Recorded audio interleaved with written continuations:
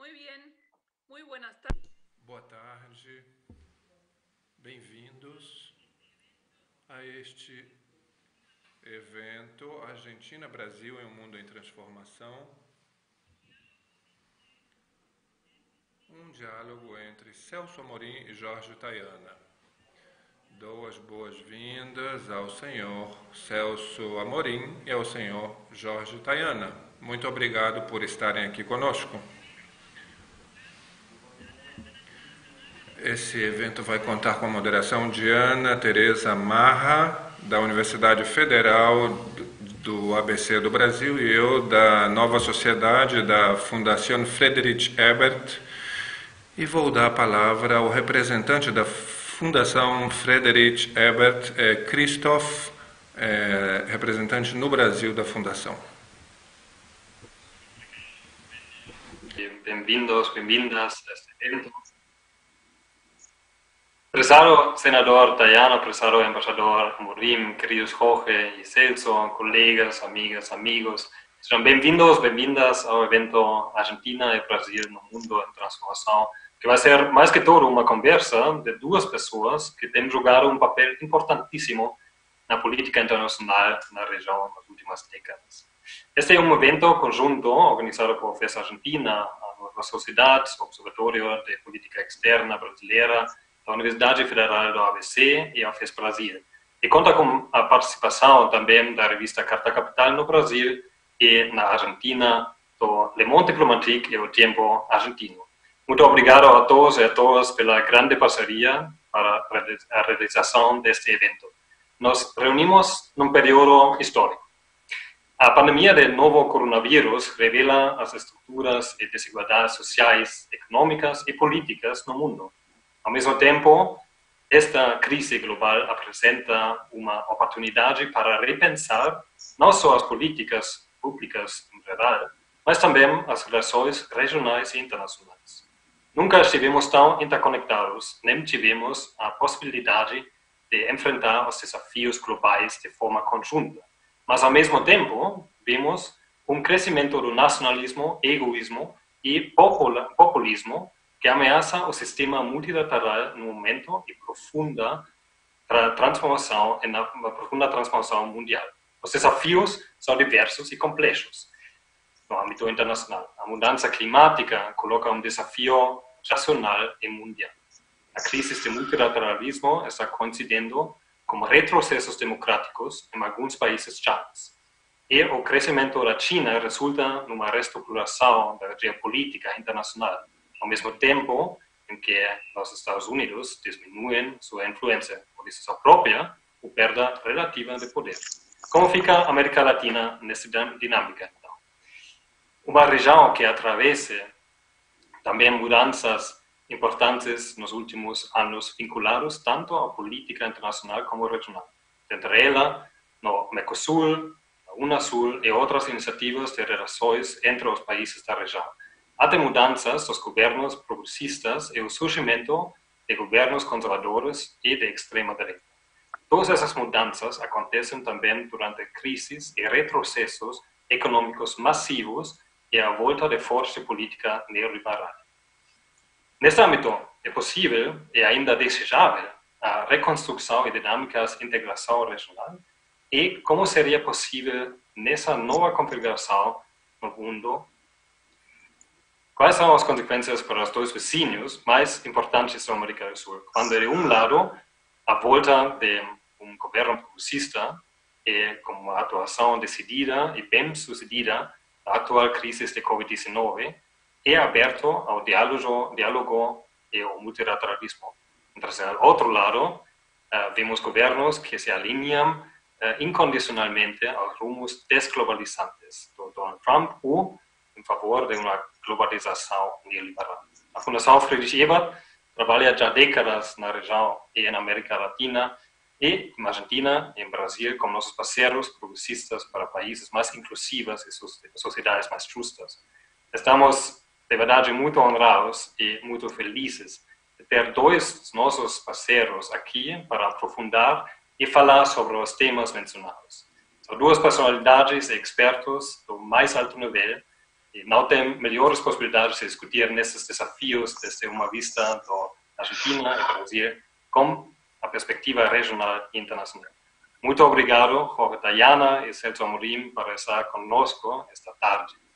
Gostaria de agradecer muito às duas moderadoras, a doutora Svenja Blanke, querida colega e diretora da FES Argentina e da NUSO, e a professora Ana Teresa Mara, professora de Relações Internacionais da Universidade Federal do ABC, e uma grande parceira nossa.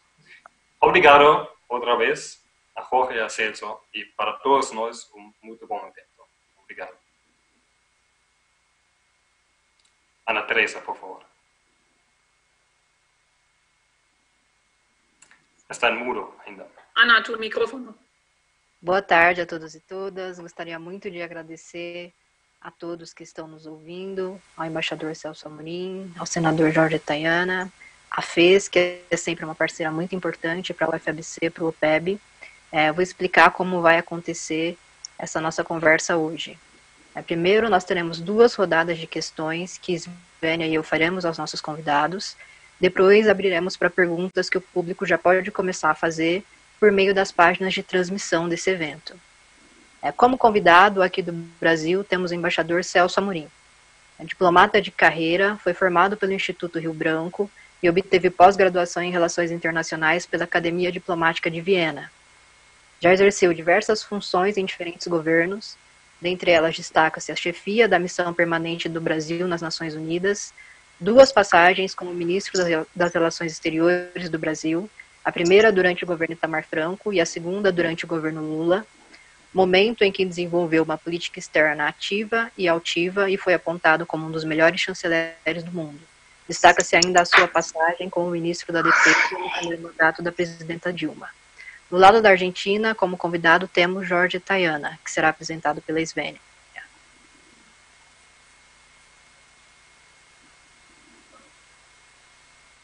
Sí, muchas gracias. Obrigado, Ana Teresa.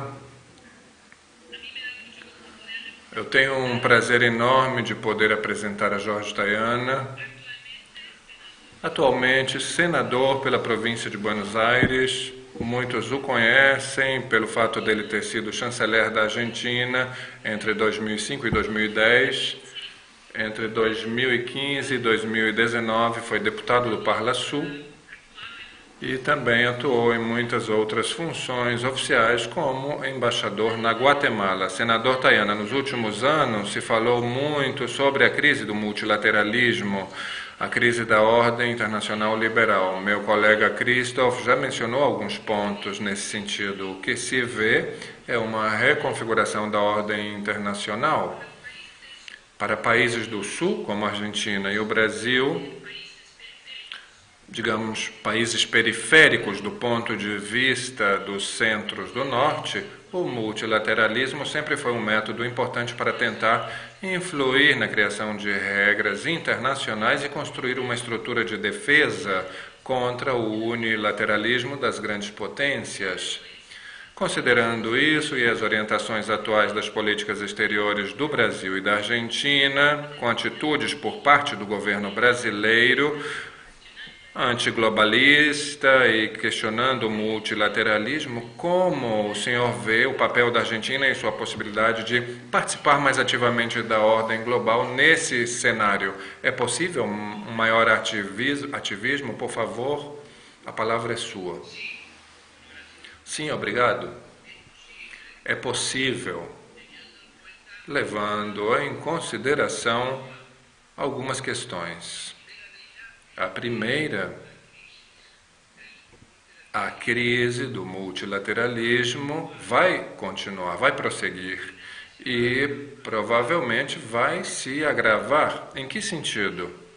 Teremos um multilateralismo que parecia paralisado, com dificuldade para agir, e hoje temos um multilateralismo que está sendo atacado, está sendo desarmado, em parte, por alguns de seus mais importantes criadores. Refiro-me aos Estados Unidos e também ao Reino Unido. Em outras palavras, não temos uma perspectiva de recomposição rápida de uma nova ordem multilateral. Ponto 1. Ponto 2. Sim, há espaço para essa ordem multilateral que temos que defender e que pode servir para os países médios ou para os países em desenvolvimento ou emergentes como a Argentina. Nos referimos, por exemplo, agora ao caso da pandemia, a Organização Mundial da Saúde. Temos que apoiar a Organização Mundial da Saúde e não atacá-la como fazem outros países. Refiro-me aos acordos da mudança climática e ao Acordo de Paris, que temos que defender e não atacar. Refiro-me também à Unesco, que está sob ataque de vários países. Temos então uma crise do multilateralismo que, da paralisia, está passando à fragmentação. No entanto, ainda podemos, pelo menos parcialmente, fazer isso e, sobretudo, manter a defesa do multilateralismo como sinônimo da vigência do direito internacional. Sem vigência do direito internacional, só resta o uso da força. E todos os países médios que optam pela paz, nós temos que nos unir a isso. No caso da Argentina, que tem uma situação complexa pela questão econômica, pela dívida e agora pela pandemia, há outro elemento que temos que considerar, que é o seguinte: não é o mesmo multilateralismo que está mais paralisado que multipolarismo. A verdade é que neste mundo que está em mudança, estamos perdendo a única hegemonia ou grande poder hegemônico, estão surgindo outras forças importantes que geram uma certa multipolaridade. Refiro-me, obviamente, à emergência da China, mas também está a União Europeia, por mais que esteja a influência do Reino Unido, está também a Rússia e outros países também. E acredito que no uso da multipolaridade, em não nos deixarmos, digamos, prender, não é, por uma hegemonia ou outra, há espaço para ter uma política que conserve graus de independência. Com um último elemento, para que isso seja possível, temos que ter mais integração aqui na região. Do contrário, sozinhos, isolados, ninguém vai nos escutar, ninguém vai prestar atenção em nós.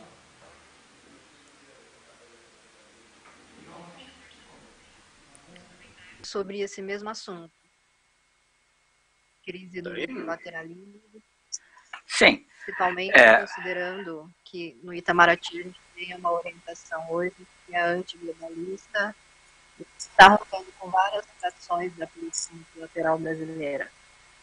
Quais são os seus comentários?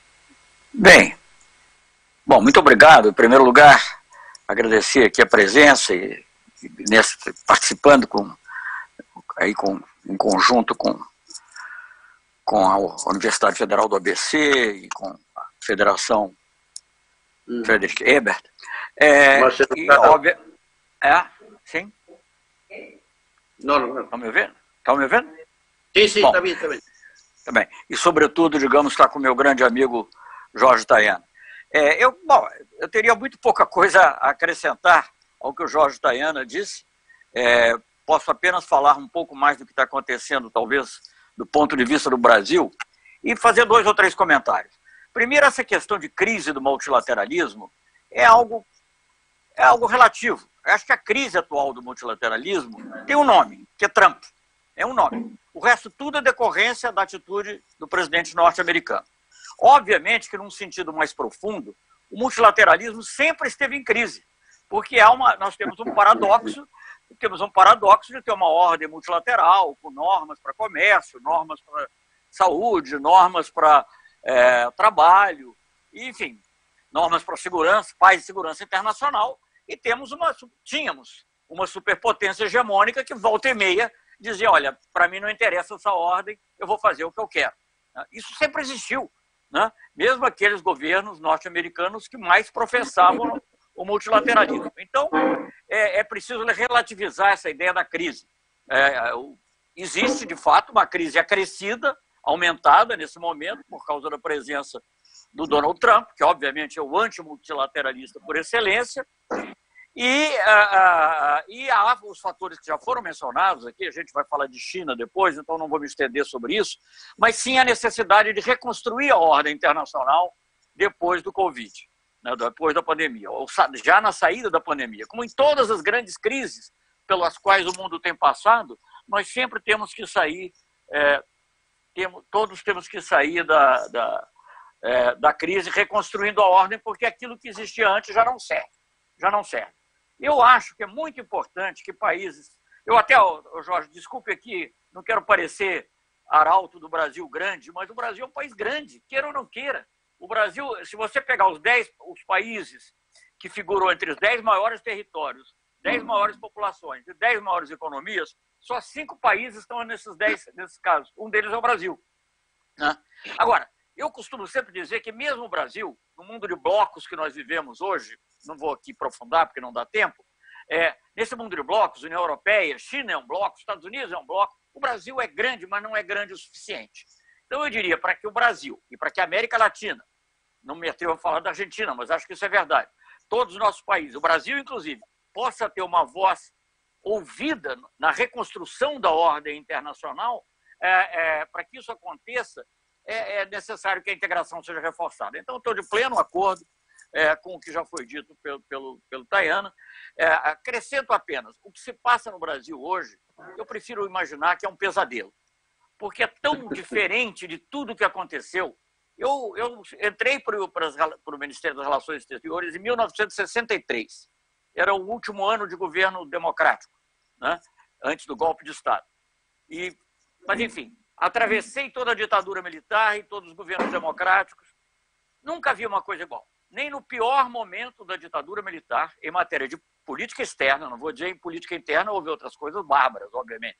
Em matéria de política externa, houve uma coisa tão absurda. Então, não há como imaginar que isso possa durar. Eu acho que... Eu digo uma coisa. Eu não vou fazer nenhum julgamento sobre o que vai acontecer com o presidente Bolsonaro, porque é uma coisa muito complexa, muitas forças em jogo, civis, militares, econômicas e outras. Mas o que eu acho é que o bolsonarismo, tal como ele tem sido pregado, ele não resistirá a uma normalização do mundo. Não resistirá, porque ele é irracional sob o ponto de vista de qualquer força importante que você veja no Brasil. Então, eu acho que, bem ou mal, o Brasil, quando voltar a ser um país normal, ele não precisa ser um país progressista, claro que eu quero que seja, mas quando voltar a ser um país normal, ele vai participar, sim, pelas razões que o Jorge já expôs, da construção de um mundo multilateral, de uma nova ordem mundial, onde a América Latina e Caribe, e a América do Sul especialmente, e ele próprio, o Brasil, pelo seu tamanho, terão que ter um papel muito grande.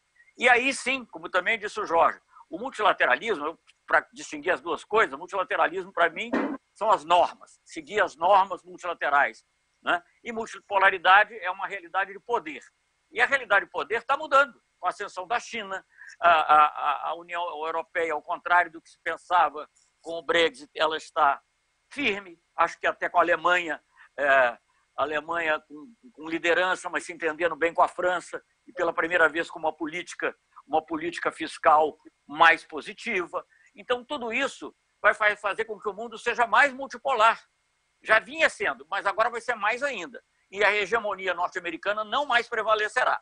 Se disso vai resultar conflito, aí já é uma outra questão. Eu vejo um mundo mais multipolar, a necessidade de você reconstruir o sistema multilateral, colocar, por exemplo, temas como saúde e clima no centro da globalidade. Não adianta eles ficarem como temas marginais, em que os ministros da saúde, com todo respeito, vão lá, discutem e depois os outros governos não cumprem o que eles fizeram. Então, eu acho que isso vai ter que mudar. E nós, como país, inclusive, que somos países subdesenvolvidos, mas ao mesmo tempo, digamos assim, temos um certo grau de avanço econômico maior do que muitos outros países em desenvolvimento, podemos jogar um papel muito importante nessa reconfiguração do mundo, desde que estejamos unidos e tenhamos governos normais. Não precisa ser governo de esquerda. Claro que eu prefiro que seja de esquerda, mas basta ser normal.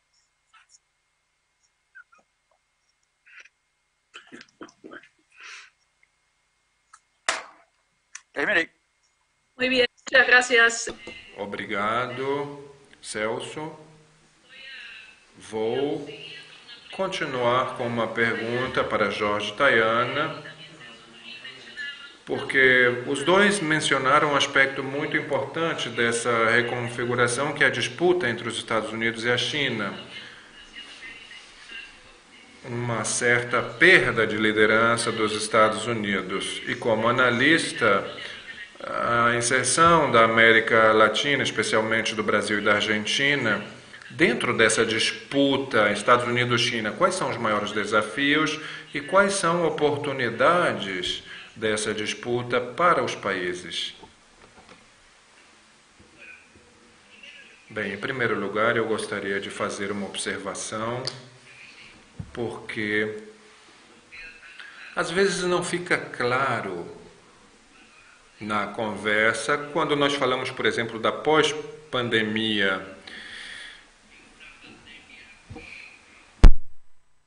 Não estamos falando de uma pandemia que caiu em um mundo que funcionava bem ou que estava bem encaminhado. Na verdade, após pandemia, a pandemia, o que a pandemia fez foi, digamos, desnudar ou revelar os problemas fundamentais que já existiam, os problemas em termos de relações internacionais, os problemas da questão da financeirização da economia, o problema da desigualdade, os problemas da luta pela igualdade de gênero. Acredito que o mundo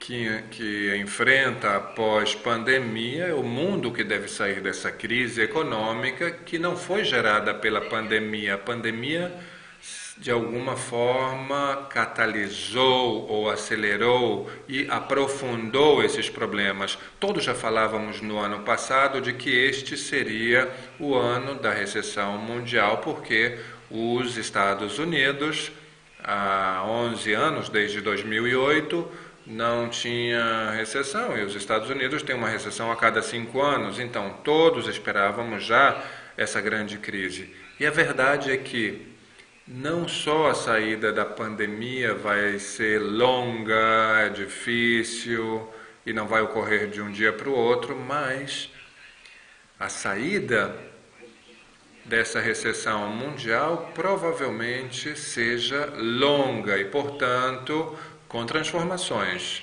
Isso quer dizer que reconstruir uma ordem mundial também vai significar reconstruir uma ordem econômica e uma relação entre os distintos fatores. Isso é o que eu acredito.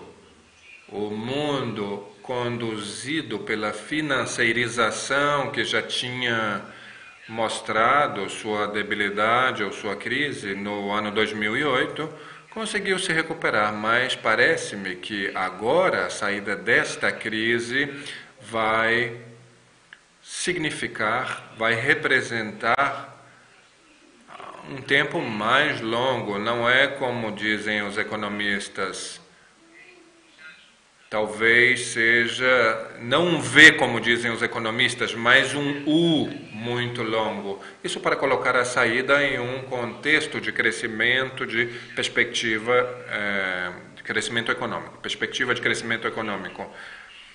Nesse sentido, a crescente concorrência entre a China e os Estados Unidos é indubitavelmente um tema de grande importância, mas ao mesmo tempo é também uma oportunidade. Eu acredito, como os chineses dizem, que a crise traz uma oportunidade. também há uma mudança, isso não vem só com o Trump, é prévio ao Trump. A ideia de que a China e a Rússia são as duas principais ameaças à segurança nacional dos Estados Unidos é uma ideia que já estava presente nos relatórios de 2013, por exemplo, quando os Estados Unidos deixaram de considerar como seu único grande inimigo ou ameaça o terrorismo internacional. Isso aparece, digamos assim, substituído com a importância da China. E qual é a consequência dessa mudança de prioridade? Digamos, a reestruturação da América Latina como quintal dos Estados Unidos, ou seja, enquanto a prioridade era a luta contra o terrorismo, está claro que aqui não havia terrorismo, então a prioridade, a luta estava em outra região e os Estados Unidos foram para lá. Mas, enquanto isso, o que ocorreu na primeira década deste século é que, além de ter governos progressistas, nacionais, de esquerda, como queiramos dizer, que defenderam as questões nacionais e avançaram aqui na América Latina, também houve um relacionamento mais profundo com a potência emergente, ou seja, com a China. Então, 2013 e 2014, quando os Estados Unidos olham o mundo e começam a se preocupar com a China, descobrem que, na verdade, a China é o primeiro ou segundo parceiro comercial de vários dos países da região. E não só o parceiro comercial, mas, além disso, passou a ser uma fonte importante de desenvolvimento de infraestrutura, área na qual a América Latina tem uma enorme dívida, um enorme atraso e também uma área de financiamento.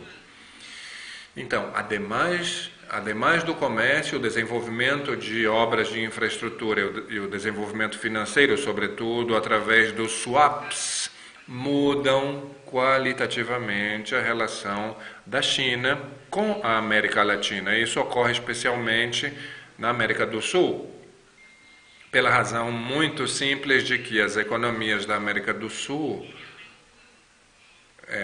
a do Mercosul, sobretudo, tendem a ter mais complementariedade com a China que com os Estados Unidos, que foram a grande potência da região, mas que em relação ao Mercosul sempre teve muita competitividade, por ambos os grupos serem grandes importadores agrícolas. A existência desse desafio, me parece que o que os Estados Unidos está fazendo é, digamos, pressionar, mudou a política. A política, primeiro, quando se patrocina o ingresso da China à Organização Mundial do Comércio, a política de integrar a China ao clube. Façamos com que ela entre no clube, aí ela vai começar a se portar bem, cumprir as regras. Esse foi o comportamento dos Estados Unidos e dos países desenvolvidos diante da China. Depois, os Estados Unidos começaram a considerar que as regras que o clube multilateral tinha não favoreciam seus interesses e começaram a questionar esse clube. Nós temos a oportunidade de ajudar a redefinir esses espaços, sabendo que estamos em uma área de tradicional influência dos Estados Unidos, que os Estados Unidos têm buscado governos que reafirmem essa subordinação, de fato, agora nos últimos anos. Isso é real, e acabamos de ter um exemplo notório disso, onde os Estados Unidos quebram uma de suas próprias políticas e pela primeira vez propõem que, frente ao Banco Interamericano de Desenvolvimento, haja um candidato norte-americano, quando a tradição tem sido, já que esse é um banco de desenvolvimento para a América Latina, o presidente do banco sempre foi um latino-americano. Isso é um exemplo, mas me parece que é um exemplo representativo da atitude política que os Estados Unidos têm para com a região, e isso é uma mensagem não só para a região, mas também para a China. Senador, gostaria agora dos comentários do embaixador Amorim sobre essa mesma questão, como que a região e o Brasil se colocam nessa disputa entre China e Estados Unidos, considerando que no Brasil a gente vê nos últimos meses um discurso anti-China que vem de altos escalões do governo. O Brasil retirou a candidatura ao BID, que sempre é de um latino-americano. Então, existe essa tentativa de alinhamento com os Estados Unidos, ao mesmo lado que tem a necessidade de administrar boas relações com a China. Como que o embaixador vê essa situação?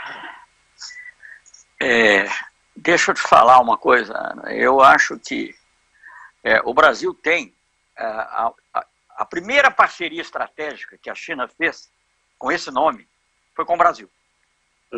Isso, por coincidência, eu era ministro das Relações Exteriores do governo Itamar Franco, quando Jiang Zemin, recém-eleito, recém-escolhido, melhor dizendo, presidente da China, ele já era antes secretário-geral, fez a sua primeira visita de Estado ao Brasil. Ele passa em Seattle, nos Estados Unidos, por uma reunião da APEC, né, a organização da área do Pacífico, Ásia-Pacífico, para no aeroporto em Havana e faz, obviamente, tem contato lá com os dirigentes, mas faz a sua primeira visita de Estado ao Brasil. Com plenos, Itamar o recebe, enfim, todas as características de visita de Estado. E então, já vinha sendo discutido a ideia, e é que então que se firma a parceria estratégica Brasil-China, que foi uma coisa muito nova.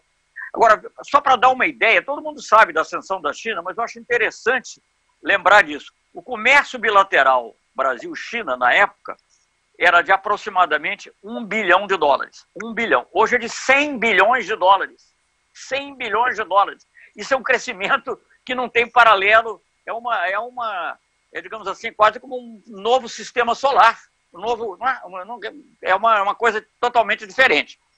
Agora, eu acho, quer dizer, e só para dar uma ideia, um número assim, não se mencionou ainda, mas todos sabemos que a China já é a maior economia do mundo em termos de poder de compra, né? O Purchasing Power Parity. E vai ser a maior economia do mundo em termos de preço de mercado, a não ser que ocorra uma tragédia ou uma catástrofe inimaginável hoje, ela vai ser a maior economia do mundo também em termos de preço de mercado nessa década que nós estamos entrando. Ainda mais já agora nesse ano da crise, a economia americana vai ter uma recessão forte, não sei exatamente, 5%, 6%, europeia em alguns países é 10%, 12%, e a China vai crescer um pouco, mas vai crescer. Então já vai se essa ultrapassagem vai até estar mais próxima do que talvez se prevesse. Pode ser que talvez haja alguma mudança, mas a ideia é que... Então, é inevitável que quando há uma ultrapassagem de uma superpotência por outra na área econômica, que isso mexa com o mundo inteiro, né? E como disse o Jorge, quer dizer, nós temos dois fatores. A gente não pode pensar geopolítica separada do que está acontecendo internamente nas sociedades, né? Nós estávamos vendo já, eu acho que o Jorge indiretamente mencionou isso, por exemplo, no caso da América Latina, antes mesmo da pandemia, o neoliberalismo ser criticado não nas academias, ou não só nas academias, mas nas ruas de Santiago, né? O Karl Marx, vocês que são aí da Frederica Ebert sabem disso, ele costumava comparar a arma da crítica e a crítica das armas. Eu sou contra a arma, cada vez mais. Mas então, no caso, não é a crítica das armas, mas é a crítica das ruas. Ele estava sendo contestado nas ruas no Chile. Eu não sei o que vai acontecer depois da pandemia, porque isso também mexe muita coisa, né? As inseguranças, muitas, desemprego muito grande, às vezes pode ter um efeito até diferente, não sei. Mas, de qualquer maneira, esse neoliberalismo exagerado, neoliberalismo já é exagerado por definição, mas a globalização exagerada, então tudo isso vai ter que mudar. Então, você mudar isso e, ao mesmo tempo, ter uma mudança na geopolítica mundial, onde a Rússia continuará a ter um peso muito grande.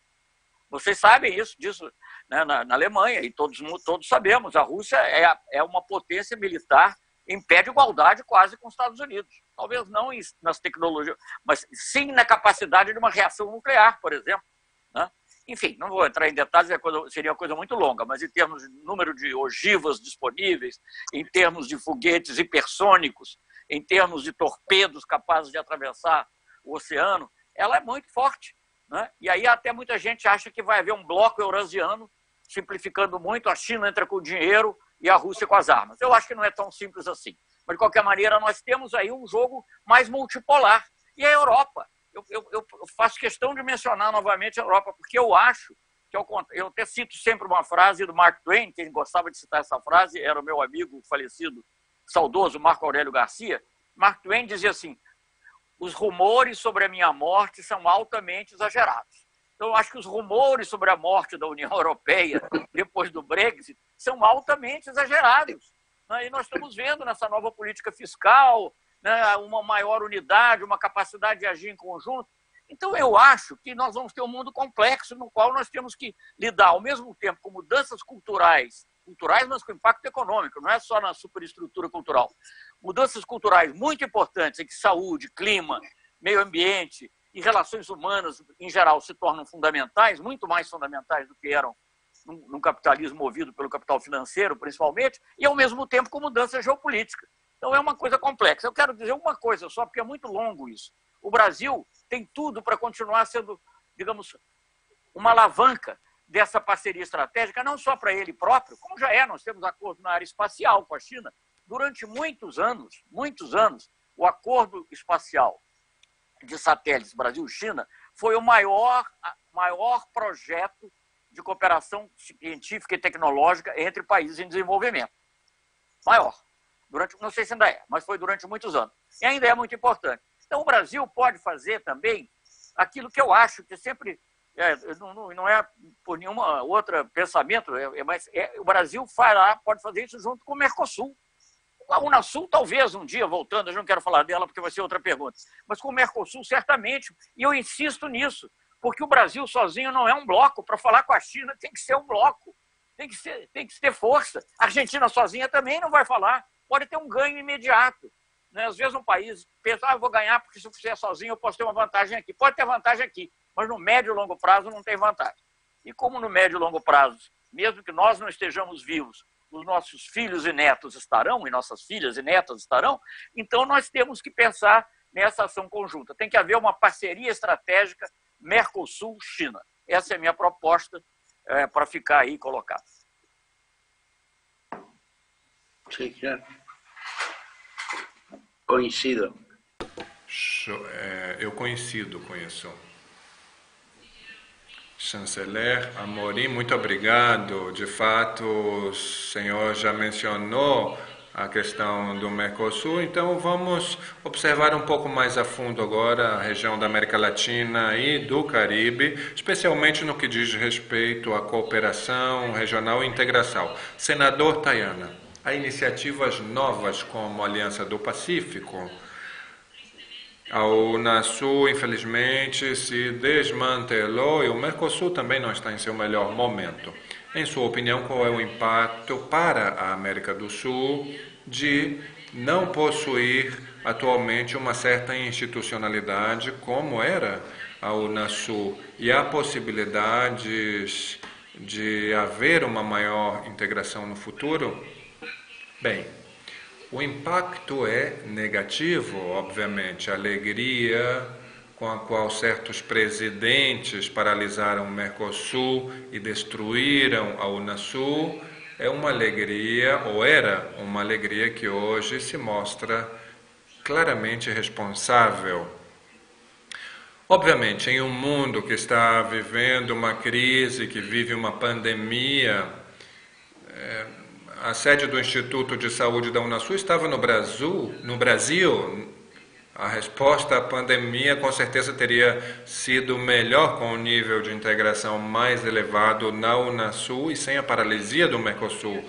O Mercosul continua. Ontem teve sua cúpula, uma cúpula virtual, com muitas coisas que pensávamos que podiam não estar, mas com uma menção a Prosul e com a ausência de menção à Unasul, coisa que não surpreende, mas parece-me que esse Mercosul continua sendo o eixo da integração. O eixo da integração latino-americana e, sobretudo, sul-americana. Não há integração sul-americana sem aliança estratégica Brasil-Argentina, Argentina-Brasil. Não há integração sul-americana sem esse eixo que gera o Mercosul, e não há integração sem o fortalecimento. A Aliança do Pacífico é uma iniciativa que teve seu desenvolvimento, mas são países com um acordo de livre comércio com os Estados Unidos, basicamente isso. A verdade é que a integração da dentro da Aliança do Pacífico é muito baixa. O intercâmbio comercial, a integração produtiva entre o Chile, a Colômbia, o Peru e o México é muito baixa. Não tem nada a ver com o que alcançou o Mercosul. E no Mercosul temos coisas importantes. Temos, logicamente, o que já comentamos aqui, todos esses mecanismos de integração da indústria automotiva. Isso é um exemplo de integração e de administração, mas, além disso, nós temos, de base e da década anterior, um nível de integração energética grande. Não nos esqueçamos que temos represas hidrelétricas compartilhadas entre a Argentina e o Uruguai, Salto Grande se chama, entre a Argentina e o Paraguai, Jaciretá se chama, entre Paraguai e Brasil, que é a Itaipu.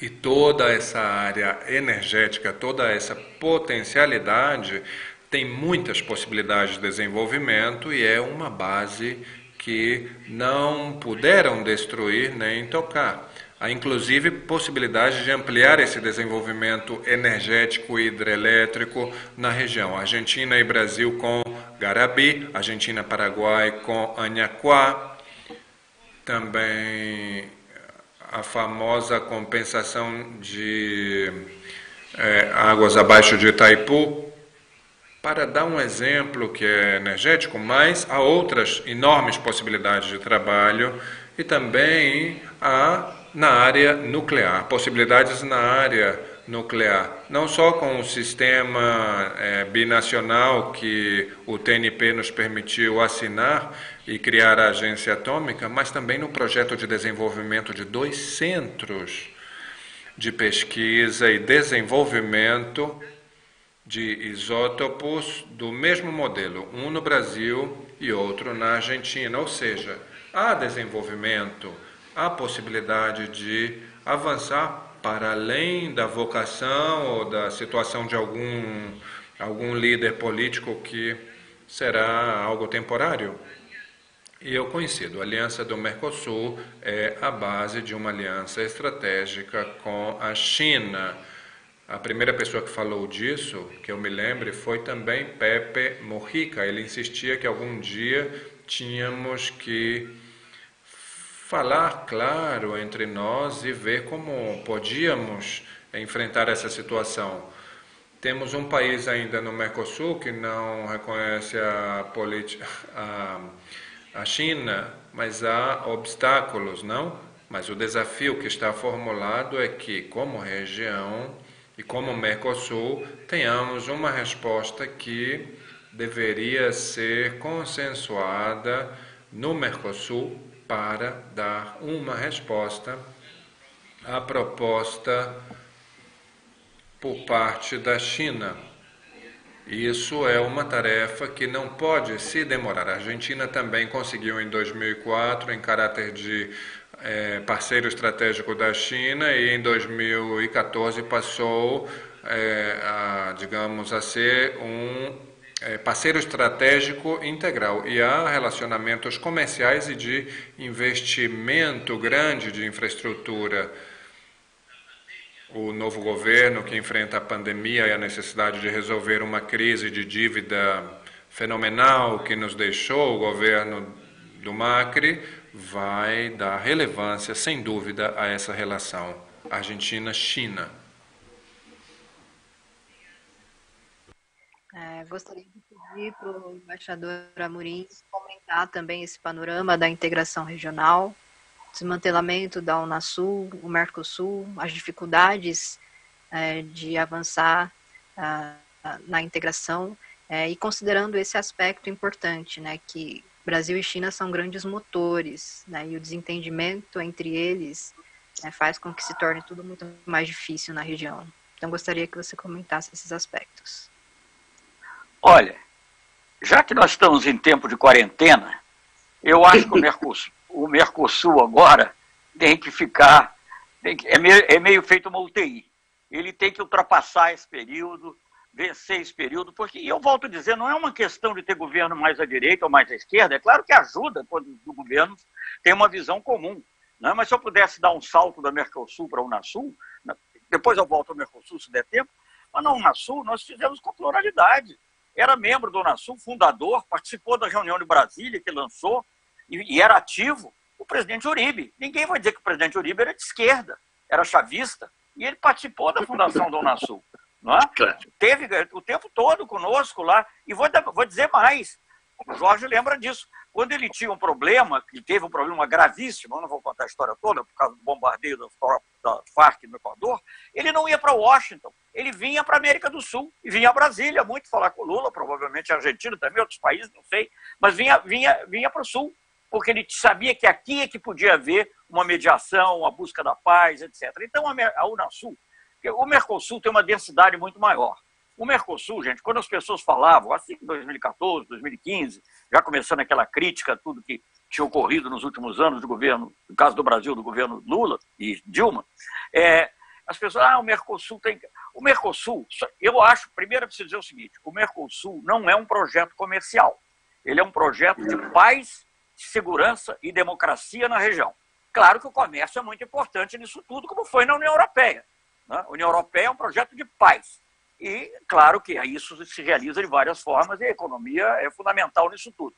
Mas não é para ter mais um ganhozinho comercial. Mas mesmo que você olhe sob esse ângulo, nessa época eu pude fazer os cálculos, agora eu não tenho os dados todos comigo, mas da criação do Mercosul até 2015, da criação em 91, com governos liberais, hein, economicamente, que era o Menem, com o Cavalo, com o ministro da Economia, de Tela, na Argentina, e no Brasil era o governo Collor, enfim. Nessa época, desde da criação do Mercosul até 2015, o comércio mundial, e olha que a China crescendo, hein? O comércio mundial cresceu 4 vezes. O comércio intra-Mercosul cresceu 14 vezes. 14 vezes. Então não há como dizer que não foi um grande êxito. Foi um grande êxito. Agora, é claro que muita coisa resta para fazer e é preciso ter sempre essa consciência que os presidentes, os primeiros que lançaram o eixo não gosto da palavra eixo, mas enfim, a relação Brasil-Argentina, que foram o Sarney e o Alfonsín, tinham essa visão. Era a paz. Logo no início eu, por acaso, era diretor do departamento econômico. Não, eu fui primeiro diretor. Eu trabalhava no Ministério da Ciência e Tecnologia, depois fui diretor do Departamento Econômico, tive que lidar. E numa das primeiras conversas que eu tive com o diretor de cooperação na Argentina, que se chamava Junovski, eu nem me lembro o primeiro nome dele, chamava Junovski, ele, numa das primeiras reuniões, ele propôs já a discussão da questão nuclear, que era essencial para a paz e para a democracia nos dois países, que a rivalidade entre os militares, etc. Então, isso que o Tayana falou é muito importante, mas tem essa densidade econômica. É preciso lembrar também que o Brasil e a Argentina, através do Mercosul, têm acordos de livre comércio com todos os países da América do Sul, à exceção de Guiana e Suriname, que tem um status um pouco diferente. Mas todos os outros... Então, para nós, essa coisa da Aliança para o Pacífico é uma coisa muito bonita, porque a revista Economist fala muito, porque eram economias mais voltadas para o capitalismo internacional, para a globalização, em tese, né? Então, tudo é relativo. Agora, vou dizer uma coisa, que na época uma coisa que na época eu apurei. Porque eu fui convidado para de participar de uma discussão na Colômbia. Todos os países da Aliança para o Pacífico comerciam mais com o Mercosul do que com os demais países da Aliança para o Pacífico. Todos eles. Então, quem precisa de aliança não somos nós que precisamos com eles. E, aliás, nem eles precisam conosco. A única diferença aí é México, que é importantíssimo, não vou negar. Mas então vamos colocar as coisas em devidos termos. Nós não precisamos de um acordo com a Aliança para o Pacífico, porque nós já temos. Já temos do ponto de vista econômico, porque temos acordo de livre comércio com todos os países da América do Sul, só não temos com o México, que não está na América do Sul. Então, nós teríamos que sim trabalhar em conjunto com o Mercosul, num acordo mais amplo possível com o México, agora, inclusive, com o governo progressista lá. Imagino que isso seria muito melhor se nós tivéssemos um governo normal no Brasil. Eu sempre enfatizo o aspecto normal. Não falo nem do governo de esquerda. Governo normal. Né? Foi o governo Sarney, era um governo normal. O governo Fernando Henrique era um governo normal, podia concordar ou não concordar, mas eram normais. O governo Itamar Franco, ao que eu servia, era um governo normal. Hoje em dia, o governo Collor foi quase, digamos. Mas, enfim, em algumas medidas, sim. Então, basta isso. Então, eu acho que tudo isso tem que ser visto sob esse ângulo. O Jorge já falou da importância do ISAGS, Instituto Sul-Americano de Governança em Saúde. Importantíssimo nesse momento, tratando de acesso a medicamentos, compras coletivas na América do Sul. Eu acompanho isso de muito perto, por várias razões que não interessa agora aqui falar. Mas, enfim, então, era muito importante. E o Conselho de Defesa Sul-Americano, no qual nós pudemos encaminhar, resolver, não digo que resolver é sempre muito difícil, resolver é uma coisa que depende da história, das pessoas, não sei o que e tal, mas pudemos encaminhar questões tão complexas como a questão das bases dos Estados Unidos na Colômbia, que os Santos depois, pelo menos formalmente, elas não são, elas existem lá, mas não há aquela ligação formal de uma aliança militar do tipo de base. Enfim, então eu acho que tudo isso era muito importante. Havia muito a desenvolver. Eu acho que o que o Jorge já falou na área nuclear, espacial, entre Brasil e Argentina é fundamental, porque o Brasil e a Argentina são a vértebra, mas é muito importante também nós sermos capazes de acomodar as dificuldades dos países menos desenvolvidos, dos países menores, porque isso também é o que dá grandeza ao bloco. Você pode dizer Alemanha e França e tal, mas tem que ter lá um jeito de incluir os países mais pobres ou menores, etc. Então, é isso que eu acho. Então, eu acho que o Mercosul tem uma grande capacidade, a Unasul tem que ser recriada. Eu tenho a tese que é preciso discutir. Eu acho que a saída da Unasul no Brasil foi ilegal, porque a Unasul foi criada por tratado, um tratado aprovado pelo Congresso Nacional. Eu sei que essa não é uma questão pacífica em termos até de Supremo Tribunal Federal, mas, para mim, pela lógica e pelo nível de interação e interdependência que os países têm hoje, todos os países do mundo, né? Você não poderia entrar para um tratado, se você exige aprovação no Congresso, para sair também você tinha que exigir, porque senão você amanhã sai da ONU, sai da OMS, sai das convenções de trabalho. Não pode ser assim.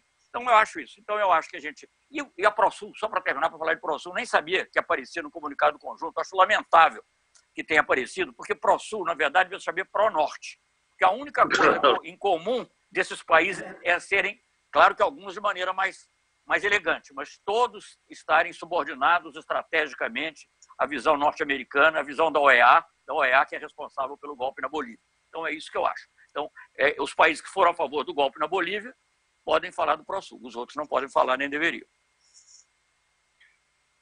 Estou de acordo Estou de acordo e respeito isso da Unasul. Na Argentina também não passou pelo Congresso. A Argentina é parte da Unasul. Tem uma dívida, simplesmente. Não basta que o executivo resolva aí para que isso seja válido. Enquanto não passar pelo Congresso, a Argentina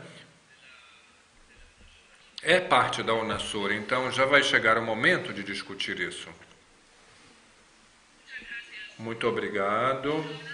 De fato, falamos das questões mais globais, depois mais regionais, e antes de abrir ao público, fica a questão das relações bilaterais entre Brasil e Argentina. O chanceler Amorim já mencionou várias vezes o governo atual do Brasil, que identificou como um governo não normal, e considerando também a atitude, muitas vezes ofensiva, do presidente Bolsonaro para com a Argentina, como o senhor analisa a relação bilateral, também considerando que há grandes diferenças na política exterior dos dois países. Não sei qual dos dois gostaria de começar.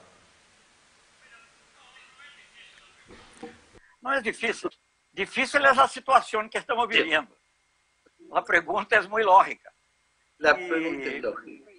E eu creio que agora todos que têm interesse mais imediato na integração, os empresários, os científicos, os técnicos, porque os empresários, científicos, técnicos, é necessário evitar somente que esteja essa questão. Eu estou falando portunhol. Temos a alucinação que preside a política externa brasileira contamine totalmente. Então eu confio que, apesar de tudo, quando a coisa chega no limite, há forças que fazem com que não vá adiante. Por exemplo, houve um momento que parecia que o Brasil ia ser representado por uma figura de terceiro ou quarto escalão na posse do presidente Alberto Fernandes. Obviamente que o correto teria sido ir o presidente, como é a tradição. Não só se visitam, são os primeiros, etc. Mas acabou indo o vice-presidente, o que mais ou menos salvou. Então, eu acho, o ministro Guedes praticamente falou em saída no Mercosul. Agora já não fala tanto nisso. Então, eu acho que nós estamos assim, numa UTI. Quando você está na UTI, não pode expor a muitos outros problemas. Se tiver uma outra infecção, o doente morre. Então, a gente tem que evitar essas outras infecções e ir ultrapassando esse momento.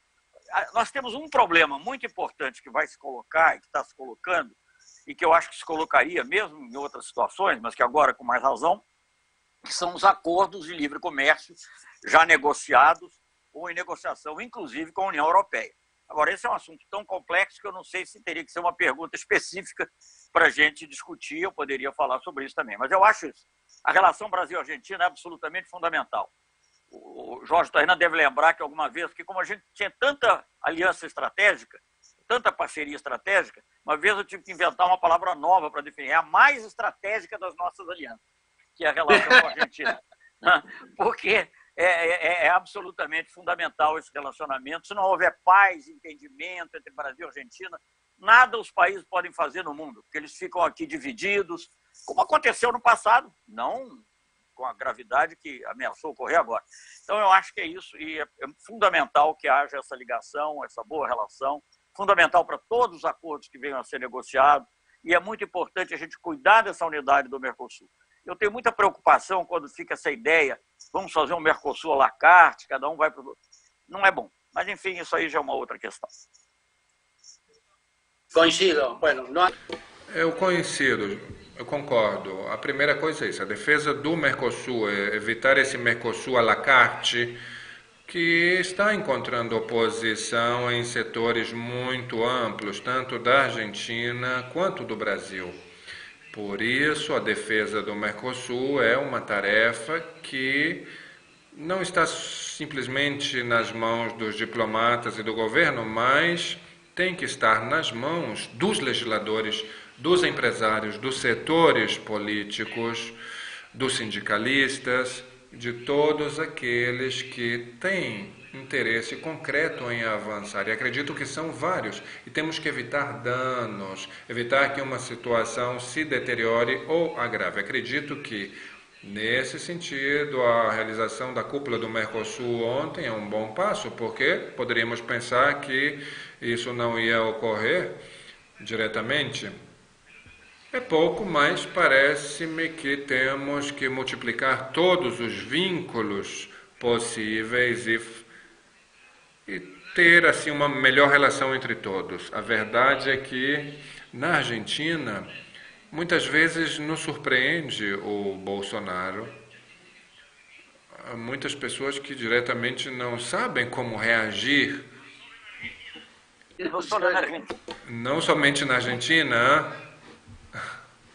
No entanto, ele contribuiu muito para o peronismo, porque todo mundo digamos, colocava a culpa de todas as coisas negativas da América Latina ao populismo do peronismo. E agora, diante de outros populistas e antiglobalizadores, estamos melhorando nosso status e a percepção do peronismo para o mundo.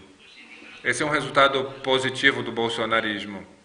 Bem, falando mais formalmente, eu acredito que sim, devemos multiplicar os canais de comunicação, devemos desenvolver esse tecido que significa uma verdadeira integração, esperar circunstâncias onde vejamos que as coisas possam funcionar melhor.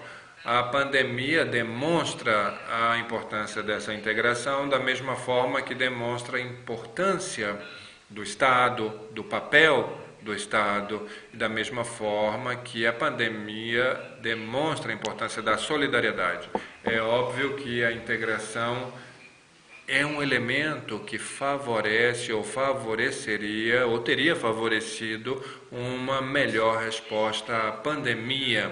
Eu acredito que isso vai ficando na consciência de muitos setores que talvez não viam a utilidade ou o sentido prático da integração.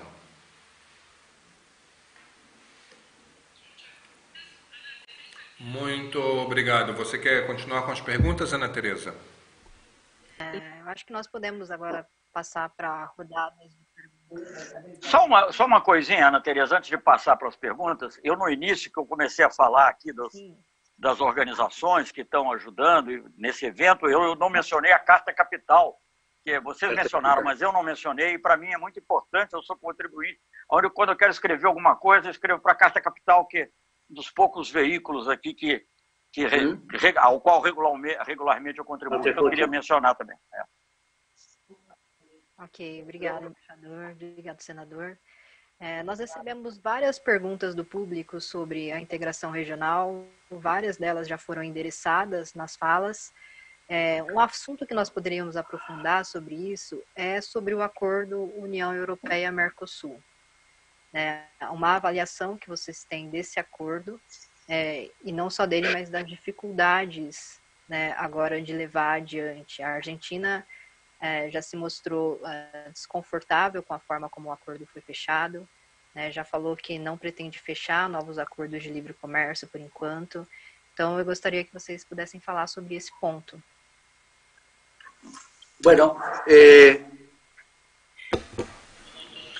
Bem, como todos sabem, esse acordo teve negociações longas e em diferentes momentos.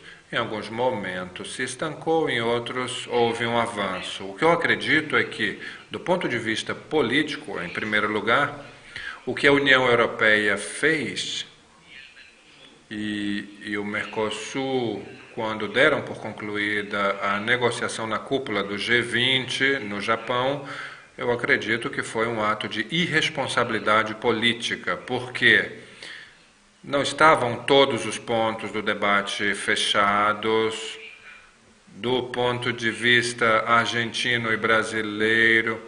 No caso argentino foi óbvio o interesse político de demonstrar uma presença no mundo com fins eleitoreiros, porque era um ano eleitoral, e no caso da Europa foi uma resposta à decisão do Trump de rejeitar a possibilidade de uma negociação Estados Unidos-União Europeia. Então, a assinatura do acordo, que ninguém assinou, na verdade, simplesmente foi declarado o fechamento das negociações, foi um ato político, simplesmente.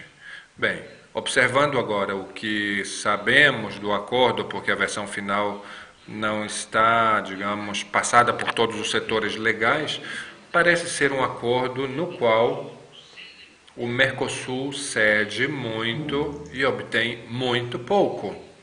Este é o ponto central. O Mercosul cede muito e obtém muito pouco. É por isso que eu acredito que não era o momento para fechar essa negociação. Obviamente, a Europa estava oferecendo praticamente nada no que se refere ao acesso aos produtos da agricultura, ela mantém sua posição tradicional e, ao mesmo tempo, estava pedindo muito em troca. Como podemos comprovar isso? Pelo menos em 2 ou 3 questões.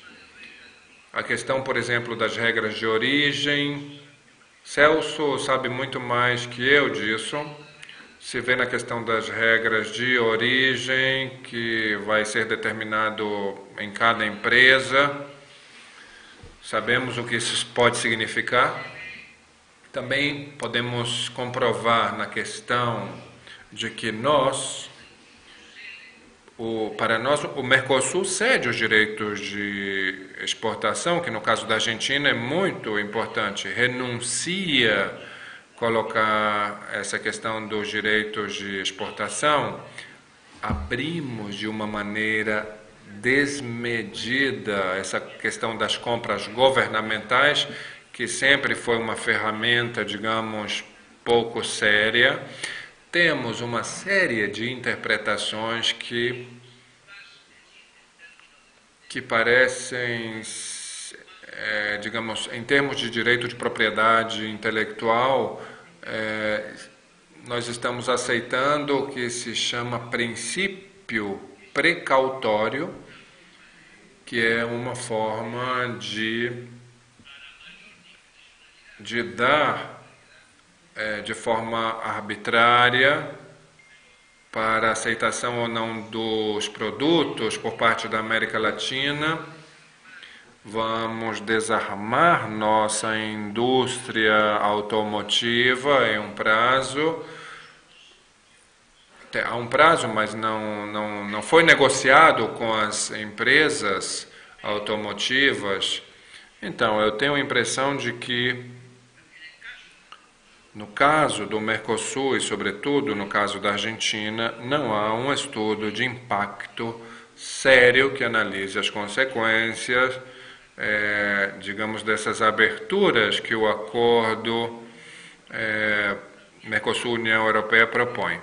Por outro lado, também do lado da União Europeia, apareceram resistências à assinatura do acordo e, certamente, no caso da indústria argentina, há muitos setores que consideram que esse acordo é muito destrutivo para a indústria nacional.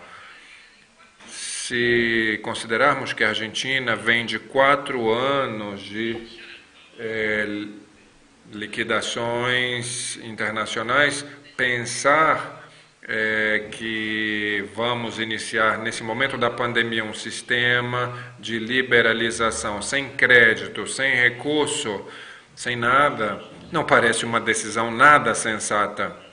Por isso o governo atual diz que agora não estamos em condições de fechar nenhum acordo, temos que esperar primeiro ter um acordo com a dívida e depois um caminho de recuperação econômica para pensar em acordos comerciais que sejam benéficos, mutuamente benéficos, e não como esse que beneficia muito mais os países europeus que ao Mercosul.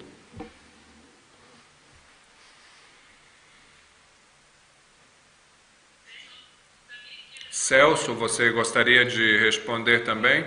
Eu que quero.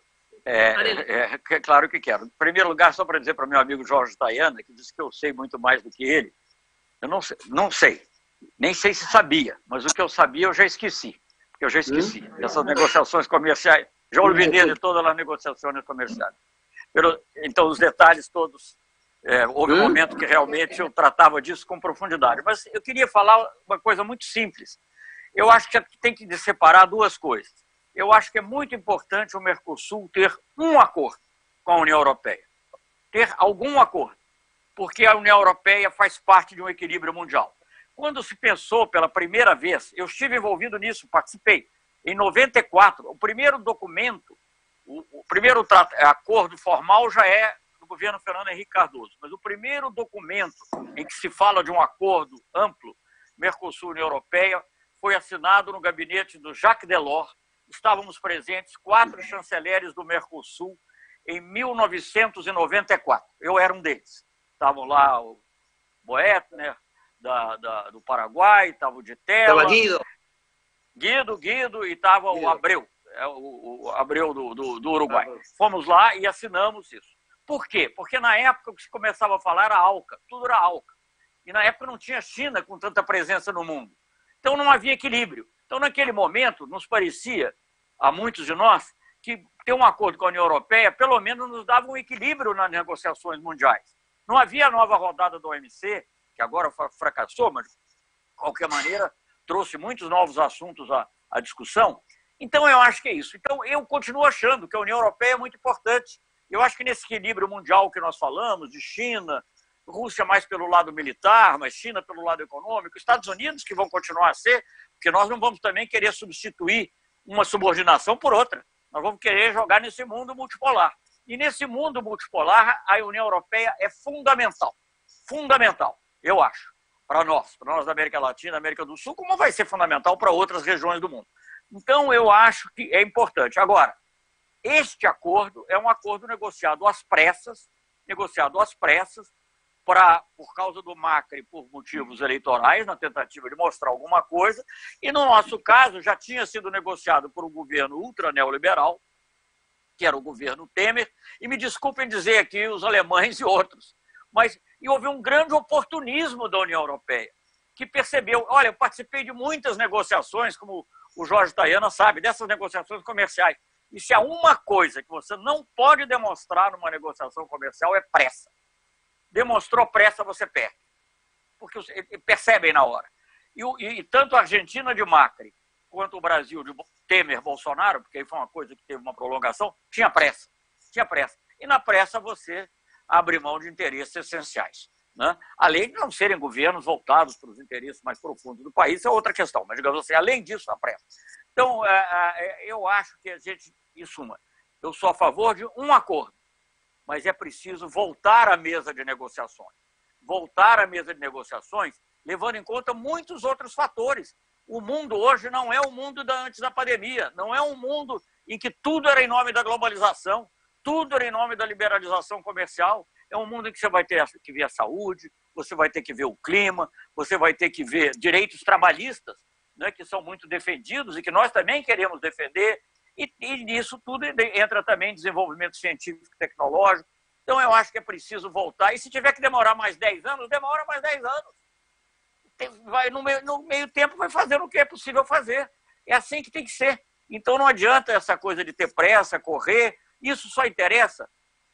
No caso da Argentina, nem sei. No caso do Brasil, ao agronegócio, muito pouco, porque realmente, inclusive, o acordo abre muito poucas coisas, apesar das resistências. E nos industriais brasileiros, são os industriais que estão loucos para deixar de ser industriais e ser representantes de empresas estrangeiras. É a única coisa que ele na realidade, atende a esse. Então, eu acho que a gente tem que continuar negociando com a União Europeia, tem que continuar conversando, mas tem que voltar para a mesa de negociação e alguns pressupostos, não digo todos, mas alguns pressupostos terão que ser revistos à luz do mundo novo que nós vamos viver. Nós todos estamos dizendo que é o mundo novo e queremos negociar com padrões velhos, né? Que já são velhos esses padrões do consenso de Washington, os padrões dos anos 90, já são velhos. Nós temos que negociar com os padrões do mundo novo que será criado depois dessa grande crise, que é a maior crise que a gente tem, obviamente, para o mundo, desde a Segunda Guerra Mundial. Para a América Latina, talvez a maior sempre. Né? Enfim. Claríssimo, Celso. Muito claro, claríssimo, Celso. Obrigado aos dois. Chegaram muitas perguntas de um público, digamos, grande, mais de 500 pessoas. Então, tivemos que selecionar um pouco. Chegaram perguntas também sobre a integração regional. Vou ler algumas delas. Quanto consideram vocês que as consequências do debilitamento da Unasul se deriva de um acordo entre presidentes amigos, em vez de gerar marcos normativos e de procedimentos? Isso em relação à Unasul. Também a pergunta sobre o Mercosul, por parte de Dario Pedro Alessandro, como diminuir as diferenças ideológicas entre os países do Mercosul para agir como um bloco. E outras perguntas que vão na mesma direção. Supondo que o signo político dos países do Mercosul não mudem, quais são as possibilidades de integração regional para negociar com outras potências? Em que planos isso poderia ocorrer? Acredito que vou deixar aqui porque já são 3 perguntas bastante amplas. Não sei qual dos dois gostaria de começar, senador? Bem, a primeira pergunta. Eu não creio que a debilidade da Unasul tenha a ver com ter se tratado de presidentes amigos. Levou muito tempo colocar em marcha a Unasul. E, além disso, levou muito tempo unir os presidentes da América do Sul. Por alguma razão que deveríamos estudar, nunca, e quando eu digo nunca, é nunca os presidentes da América do Sul tinham se reunido antes do ano 2000. E esse ano 2000, pensem que todos os países, menos a Guiana e o Suriname, somos países independentes, pelo menos desde a segunda década do século XIX, e os presidentes nunca tinham se reunido. Isso não é porque os presidentes eram amigos, isso era por uma política das grandes potências que ajudaram a fazer com que as diferenças de limites, de características, de personalidade, de interesses se aprofundassem na região e os países se mantivessem separados. A primeira região de presidentes da América do Sul foi feita em Brasília e foi convocado pelo presidente Fernando Henrique Cardoso. E a partir desse ano, passando por 2004, quando foi criada a Comunidade Sul-Americana de Nações, em 2006, 2007, 2008, quando se assina o Tratado de Brasília de criação da Unasul, passou muito tempo e houve muitas reuniões. Não foi uma decisão de amigos. A institucionalidade era relativamente débil, sim, porque era nova. No entanto, permitiu a criação do Conselho de Saúde, do Conselho também de Estudos Estratégicos, do Conselho Sul-Americano de Defesa, e permitiu a facilitação em 2 ou 3 conflitos graves. No Oriente Boliviano, em 2008, onde atuou a presidenta Bachelet, que tinha a presidência pro tempore da Unasul. Depois, no Equador, o levantamento que houve, depois a tensão entre a Colômbia e a Venezuela. E a fragilidade ou paralisação ou ruptura da Unasul foi uma decisão política tomada em Washington e cumprida por presidentes que antes, inclusive, alguns tinham apoiado a Unasul. O que não se quis foi a consolidação de um esquema de certo grau de autonomia na América do Sul. Isso é o que se atacou centralmente. Logicamente, há muitas debilidades, mas não se tratava de um clube de amigos de presidentes. Era um projeto de integração que foi bombardeado pela potência mais poderosa do mundo. Obrigado, senador. Fica a pergunta sobre o Mercosul. Não sei se o Celso... Voy a hablar de la misma cosa, pero voy a hablar... Estou tão habituado a falar em português. Eu estou tão habituado a falar... ouvintes brasileiros aqui, em respeito a eles. Deixa eu dizer uma coisa. Eu concordo plenamente com o que o Jorge Tayana disse. Concordo plenamente. E eu só vou dar uma ilustração gráfica. que tem a ver com o que aconteceu no Brasil, mas tem a ver com também... Isso não se passou, não é só o Unasul. Houve mudanças nos governos na América do Sul. A última foi o golpe mais violento na Bolívia. Um golpe absurdo na Bolívia, né? O último. Então, isso tudo é parte de um processo. Jorge, eu sempre cito, você já me ouviu seguramente, já deve ter cansado de ouvir isso, mas eu vou repetir aqui.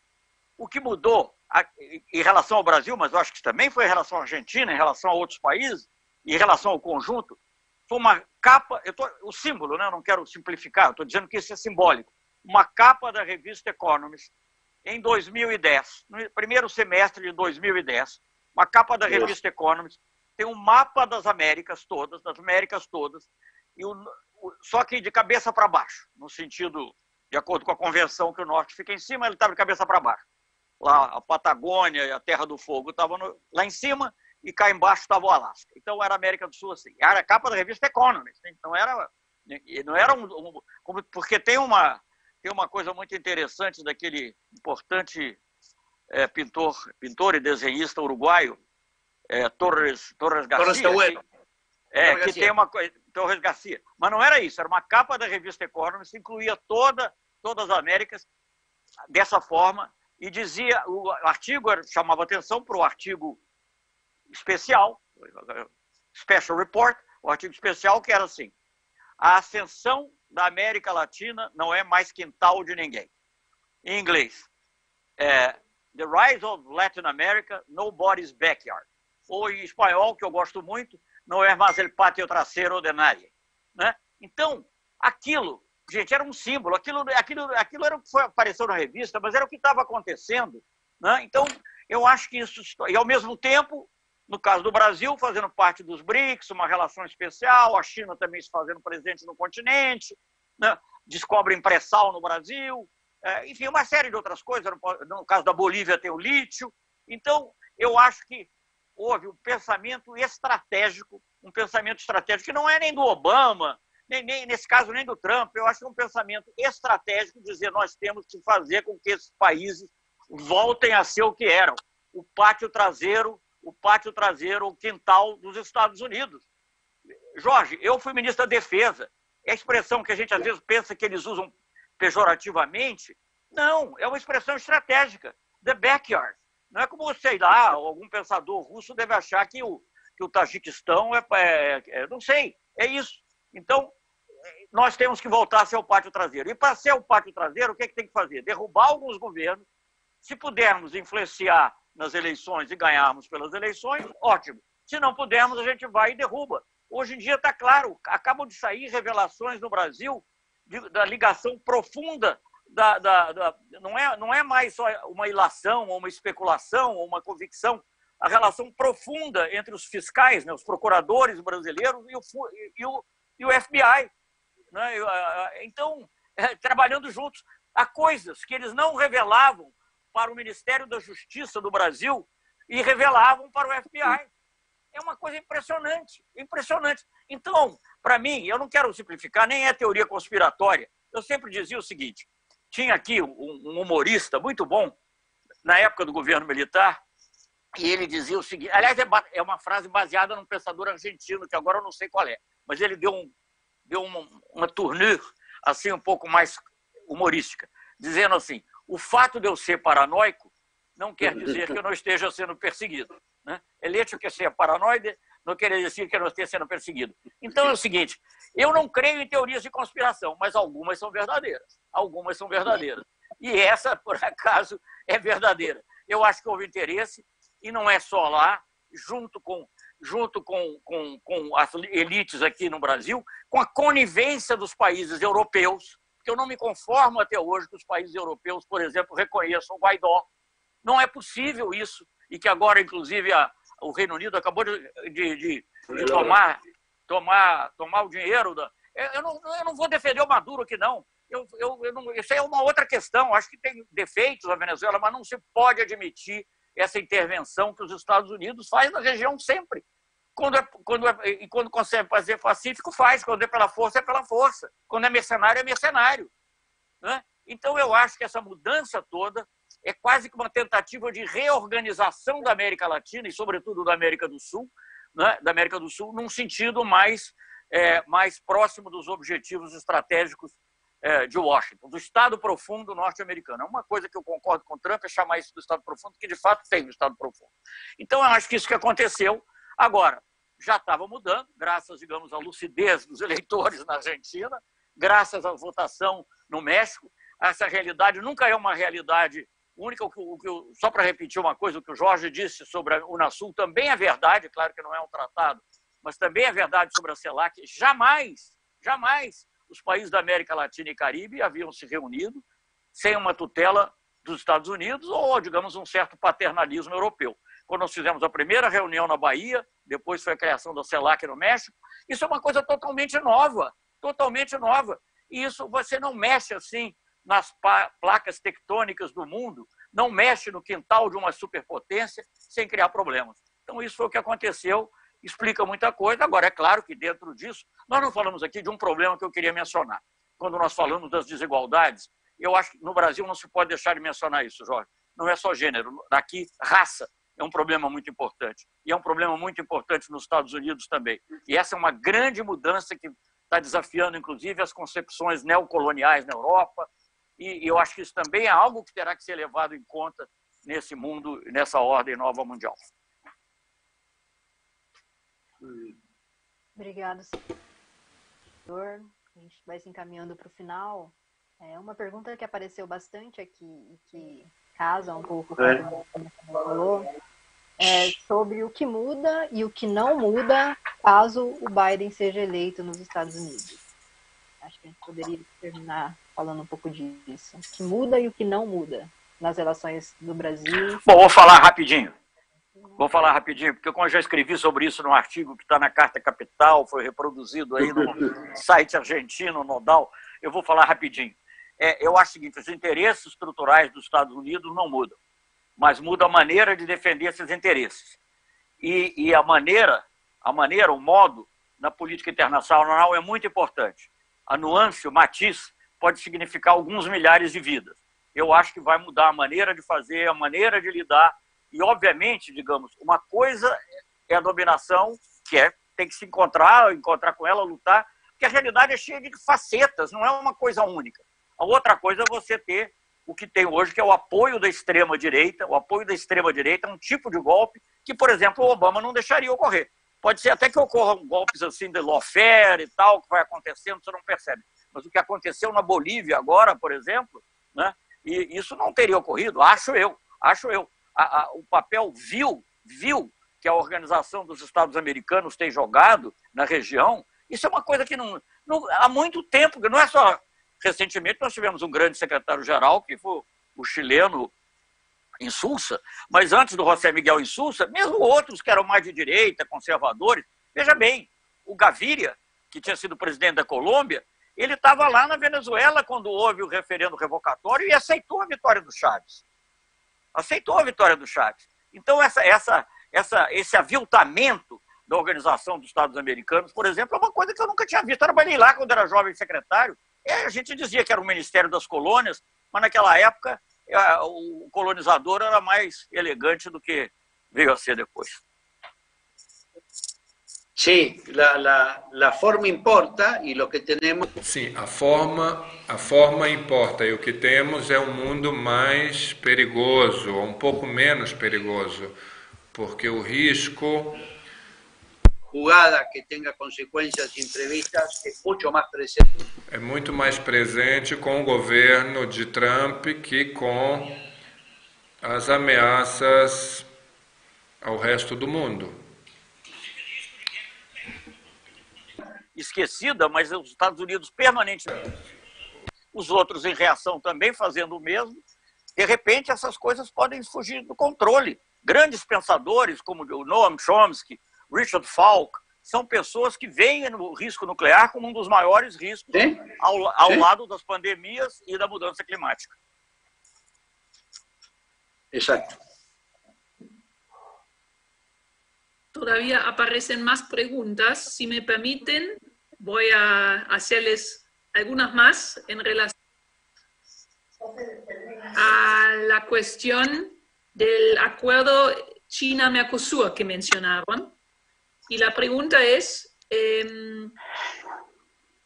¿no temen que reproduzcan las mismas asimetrías que presupone el acuerdo Mercosur-Unión Europea y ALCA, con este, digamos, también posible acuerdo China-Mercosur? ¿Qué tendría de nuevo este acuerdo? Esa es una pregunta. Hay otra pregunta sobre Argentina, Brasil. A outra pergunta sobre Argentina, Brasil e um acordo com o México também.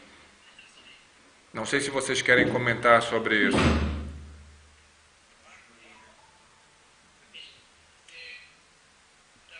Bem, a verdade é que um acordo com qualquer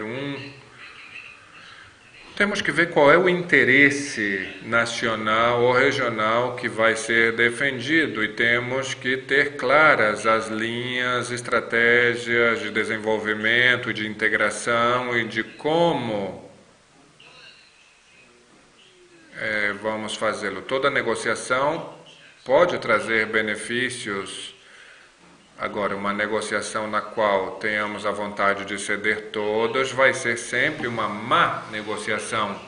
Uma negociação do Mercosul com a China vai ter que ocorrer, e é melhor que ocorra como Mercosul e não de forma individual, porque a proposta da Rota da Seda já está, o Uruguai já assinou, o Chile também já assinou um convênio básico, isso já está em caminho. Agora, isso não é algo imediato. E não é algo no qual o Mercosul deveria ter um processo, é algo em que o Mercosul deveria ter um processo mais sério de visão de sua integração e de seu desenvolvimento sustentável. Como disse Celso, há muitos temas novos que estão aparecendo e que vão ter muita relevância depois da pandemia. O que temos que ver é o que nós obtemos nessa negociação. Embora não tenha sentido, há um pensador argentino que se chamava Arturo Jauretche, que dizia que o que importava não era mudar de colar ou de coleira, mas sim deixar de ser cachorro. O problema é deixar de ser cachorro, ou seja, um país que possa tomar suas decisões e desenvolver em sua região uma estratégia para viver com bem-estar, com justiça, com liberdade, em um mundo relativamente mais equilibrado. Mencionei uma possibilidade de um acordo. Claro que não é um acordo qualquer. A China, eu acho que hoje adoraria ter um acordo de livre comércio com o Mercosul, abrindo tudo, mas eu não acho que deva ser isso. Eu acho que tem que ser um acordo levando em conta todas essas mudanças que têm ocorrido no mundo. Pode até ser um acordo de associação, não é? Eu acho que até o que nós podemos discutir agora, obviamente respeitando nossos interesses, desenvolvimento científico e tecnológico, uma série de coisas que esse acordo com a União Europeia, infelizmente, deixou de respeitar, pela pressa com que foi feito. É um acordo complexo, aliás, é um ponto. Eu estou aqui falando com a Fundação Frederick Ebert, mas eles têm também, né? Eu acho que é preciso pensar. Um dos principais motores do lado europeu foi a Alemanha. E a Alemanha tem interesse no mercado do Mercosul para suas manufaturas. Tudo bem, é legítimo que tenha. Mas eu acho que também tem que levar em conta interesses da América do Sul, das indústrias brasileiras, da indústria argentina, etc. E até do Uruguai e do Paraguai, que se integraram em cadeias produtivas em vários aspectos. Até na indústria automobilística, às vezes até o país faz, sei lá, o forro do automóvel, mas é uma coisa importante que pertence a uma cadeia produtiva determinada. Então eu acho, e com a China tem que ser igual, não é para fazer um acordo que você vai abrir tudo com a China, né? Agora, eu acho que se você tiver negociações com mais países de mais áreas do mundo, você tem mais chance de conseguir coisas equilibradas. Pensando que nós estamos também no mundo que será, não é mais o mundo que se fez a rodada Uruguai, por exemplo, que foi muito, sob a égide do consenso de Washington, praticamente. Eu acho que agora tem que ser uma coisa diferente, seja com a China, seja com a Europa, seja com quem tiver que ser. Essa é uma parte. A outra parte, com relação a México, acho que sim era importante nós negociarmos. E seria muito bom, num momento como esse, o Brasil, volto a dizer, tivesse um governo normal, né, você poder... É um privilégio para a América Latina você ter dois governos progressistas, um no extremo norte da América Latina e outro no extremo sul da América Latina. É muito importante. Eles têm que abraçar os demais e ajudar que os demais encontrem também um caminho de equilíbrio. Hoje em dia nós não temos um caminho de equilíbrio. Eu só vou acrescentar uma coisa com relação a essa questão do acordo com a União Europeia. Aqui no Brasil, acho que só para pensar, não é nem para a minha opinião do que deve ser. Para pensar, aqui no Brasil, no momento, há um movimento contraditório, porque, ao mesmo tempo, o governo festeja, o presidente Bolsonaro voltou a falar nisso, era preciso fazer agora, nessa reunião do Mercosul, pelo que eu entendo, mas todas as atitudes, desde a mudança climática até, digamos, a hostilidade que o governo Bolsonaro demonstrou, por exemplo, em relação à França e à Alemanha, demonstram que, na verdade, talvez ele não esteja tão interessado assim. E não é que ele não esteja tão interessado assim pelas legítimas razões que o governo argentino não está interessado ou porque a indústria brasileira não está interessada. Ele não está interessado porque isso contradiz uma opção feita aqui, que é da subalternidade absoluta a Washington. Não é à toa que o primeiro atrito aparente com a França ocorreu, portanto, afetando o acordo com a União Europeia, ocorreu quando veio aqui o secretário de Comércio norte-americano. Então, observe-se a isso, porque isso também vai ter uma influência em como as coisas se passam. É mais uma observação, na verdade.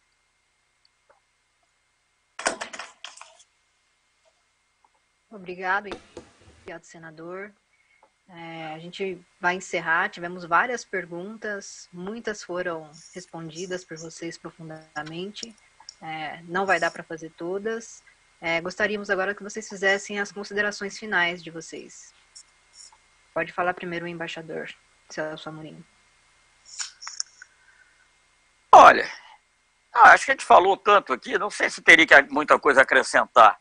Eu queria dizer, eu acho que preciso fazer um comentário sobre o que falou o Cristóvão no começo, que nós estamos mais interconectados. É verdade mesmo. Amanhã mesmo eu vou participar de um evento sobre Palestina, que tem gente da Índia, gente da África do Sul. Isso é uma coisa que talvez não passasse com tanta facilidade antes do coronavírus. Você vê que tem coisas que ocorrem, né? Mas eu acho que nós temos todos que voltar a trabalhar para ver uma integração entre as pessoas, que tem que haver eu acho que esse mundo novo que se quer criar não é só da geopolítica, é também uma concepção nova em relação a muitos temas. Não vamos abandonar o que há de positivo no livre comércio. Claro que isso ajudou a eficiência, ajudou muita coisa. É preciso encontrar um equilíbrio que tem que ser discutido. Você não pode também usar certos temas só com objetivos protecionistas, como foram usados no passado, do meio ambiente até relações trabalhistas, mas ao mesmo tempo tem que respeitar essas coisas. Então é uma discussão complexa. A humanidade tem que avançar pensando mais em conjunto também. Eu acho que a União Europeia, já que nós estamos aqui com a Fundação Frederic Ebert, tem muito a nos... Às vezes a União Europeia, quando ela quer ser esperta, ela é muito esperta, porque eles ali são agora 27, mas sei lá, não sei quantas chancelarias, 26, sei lá agora, não sei quantas chancelarias juntas, com 500 anos de experiência, para nos enganar. Cada vez, olha, a gente compra os governamentais, Jorge, eu negociei 30 vezes, cada vez que vinha a gente negociava, acertava uma coisa com o Lamy, quando voltava na mesa tinha tudo diferente, tinham inventado uma outra coisa. Quando eu negociava subsídios agrícolas, é a mesma coisa. Né? Inventavam, você nem lembra, tem termos que eu nem lembro mais o nome, quando tinha na abertura comercial, você tinha uma possibilidade de fazer exceções, mas eles inventaram um novo conceito que era anticoncentração, para você não fazer exceção de setores internos, por exemplo, o setor automobilístico. Enfim, então eu acho que é preciso realmente haver uma mudança na concepção, cada um continuará defendendo o seu interesse, mas sem perder de vista um interesse global. Eu acho que haver um certo equilíbrio. Não vamos entrar numa conversa também de achar que com a China vai ser tudo maravilhoso, não, ela vai defender seu interesse.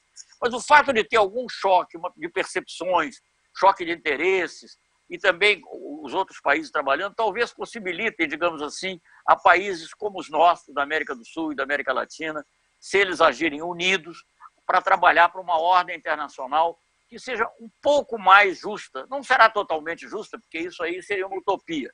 Mas a gente tem que pensar na utopia para conseguir o que é possível, a realidade, o realista. Se você for começar pensando pelo realismo, você não consegue nada. Né? Agora, então, você pensa utopicamente para realizar as coisas pragmaticamente. Sim, eu como reflexión final diría Eu, como reflexão final, diria que o panorama é relativamente complexo. Não é fácil que nós, tendo adiante uma pós-pandemia que vai complicar muito tudo, mas eu acredito que há um caminho de esperança. Por quê? Acredito que politicamente algumas coisas tendem a melhorar. Tende a melhorar a percepção de que é necessário construir uma certa nova ordem internacional, de que o multipolarismo tem que ser respeitado. A Europa tem um papel e nós precisamos compreender isso. Jogar ao G2, ou seja, Estados Unidos e China, não nos interessa, esse não é o futuro do mundo. Aqui há a emergência de vários países. Vários países vão ter um papel importante nos próximos 10 ou 15 anos, mas isso requer pensar duas questões. Em primeiro lugar, avançar na integração. 3 requisitos. Também melhorar a qualidade da democracia que estamos perdendo e limitar ou reduzir fortemente a desigualdade. Então, mais integração, melhor qualidade da democracia e diminuir a desigualdade. Com isso, podemos pensar um futuro que seja melhor e não que simplesmente tente evitar a deterioração que estamos vivendo hoje. É um mundo muito arriscado esse. Celso já disse pela primeira vez a várias pessoas que estão falando de uma guerra mundial, coisa que nem sequer na última parte da Guerra Fria se falava. E a verdade é que estamos com um nível de conflitividade ou de desintegração que mostra que se não sairmos de forma criativa, vamos aprofundar nossa crise. Eu sou otimista considerando os elementos que mencionei: mais integração, mais democracia, mais luta contra a desigualdade. Com isso, acredito que podemos transmitir uma mensagem, sobretudo a nossos jovens que veem uma série de novos problemas e encontram muito poucas respostas no sistema político. Muito obrigado, Jorge Tayana e Celso Amorim. Chegamos, infelizmente, ao final de nosso evento. Estamos muito agradecidos a vocês dois por terem participado, também por seu comprometimento. Muito obrigado por suas mensagens finais, que são muito importantes nessa situação que vivemos, que muitas vezes é tão frustrante com essa questão do coronavírus, pior ainda. Então, em nome de todas as organizações que organizaram esse evento, muito obrigado. As relações entre os dois países são muito importantes para que elas estejam nas mãos dos respectivos ministérios. Todos temos responsabilidade, organização civil, digamos, outras instâncias. Entre a Fundação Friedrich Ebert e do Brasil, temos pensado um ciclo de eventos sobre as relações Brasil-Argentina e todos estão convidados. Temos um público para isso que não vemos aqui, mas eu quero agradecer a esse público, não somente na Argentina e no Brasil, mas na América Latina. Isso é possível por este método, por meio deste método virtual. Há pessoas que nos escutaram na Europa e espero que tenham escutado suas mensagens. Então, muito obrigado e até a próxima vez. Muito obrigado a todos. Cuidem-se todos.